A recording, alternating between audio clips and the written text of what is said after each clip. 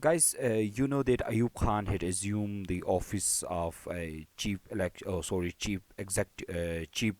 martial law administrator on 7th of October 1958, and just after 20 days, on 27th October 1958, he assumed the office of president, and he remained the president of Pakistan till 25th February 1969. His government dramatically fell after 1966, but the reasons or the causes which led to the fall of Ayub Khan were can be traced back to the 1959 or 1958 as well. Just assuming the office of president, he introduced number of policies which were not acceptable to Pakistan, and this creates slow decay in Ayub's period. As a result, in 1969, his period was fall down. Today, we are going to analyze the reasons behind the fall of General Ayub Khan's government. First reason was the crash of political parties. In 1959, he introduced number of ordinances and number of political reforms. For example, he introduced IBDO. This IBDO was a hard law, and the major purpose of this law was to crush political parties and crush politicians. Since Ayub Khan he himself was against political parties, so he was thinking that political parties and politicians were responsible for number of political issues, number of social and economic issues in Pakistan. Hence, he was totally against politicians and political parties. He introduced EBDO to crush them. And guys, without political parties, democracy is, you can say that it's an impossible thing, because the political parties are lifeblood of democracy. He crushed political parties. This became a major reason for the fall of Ayub's government. Next was the presidential form of constitution.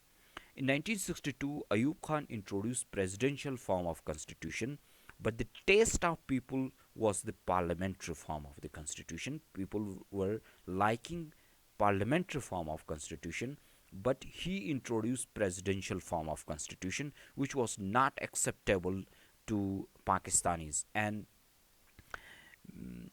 number of national poets or revolutionary poets also, and revolutionary scholars, writers, and poets motivate people against that presidential constitution. This become also the reason for the fall of Ayub's government. And by introducing basic democracy, the right of adult franchise was curtailed, because through basic democracy, people were electing their union members of the union council, and those members of union council were electing the members of provincial assembly and national assembly, as well as the president. This curtailed the adult franchise. As a result, people were not participating in decision making of the country. This became another major reason for the fall of Ayub. And press censorship was also responsible, because Ayub put bans on press and media in Pakistan, and the voices of people were silenced. This become responsible for the fall of Ayub government. And the economic disparity, while discussing the economic policies and especially the impacts of economic policies, we have discussed that during Ayub period, economic disparity in Pakistan increased, and because of this increase in economic disparity, the majority of the people who were poor, they become against Ayub Khan. And one unit, the system of one unit was introduced in 1954. Under this system, the four provinces of West Pakistan, that's Punjab, Sindh, NWFP, and Balochistan, were merged to make a single province in Pakistan. And when one unit was made, although the one unit was not made by Ayub Khan, it was made before Ayub Khan, and Ayub Khan continued that policy. uh, because of one unit, the politicians who were having influence on their respective province level, they lose their their political power, and they become against Ayub Khan, and they mobilize people against Ayub, and this become a reason for the fall of Ayub's government. And the outcome of Tashkent Declaration was also responsible for fall of Ayub Khan. Tashkent Declaration was a declaration that was signed between India and Pakistan in 1966 after the War of 1965. On military grounds, Pakistan had defeated India, but Pakistan faced a humble and a shameful defeat on table talk in 1966. And Tashkent Declaration, it was a slap on the pudency of Pakistan army and the people of Pakistan. As a result, the people of Pakistan and Pak army itself become against Ayub Khan, which become responsible for his downfall.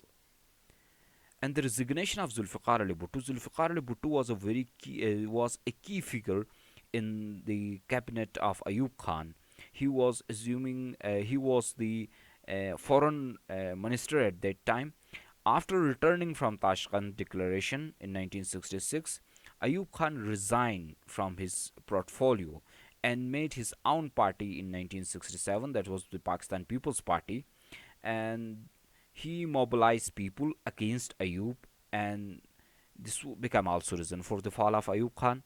And rumors about making Gohar Ayub were also responsible, because in 1968 Ayub was seriously ill, and rumors were rotating that he is going to assign his son Gohar Ayub as his successor, and he is introducing a monarchical system in Pakistan.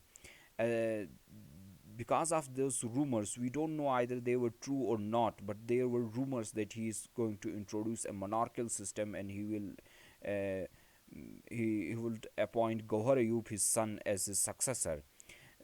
Because of those rumors, the civil and military establishment and the common people become against Ayub Khan.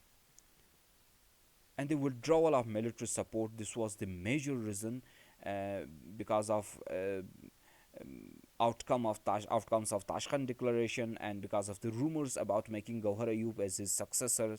The military establishment become against Ayub Khan, and they withdraw their support. These are the few reasons for his downfall, but there were so many other reasons as well. For example, the student agitation was also responsible for the fall of Ayub regime. And thank you guys. Thank you for joining. Take care. Goodbye.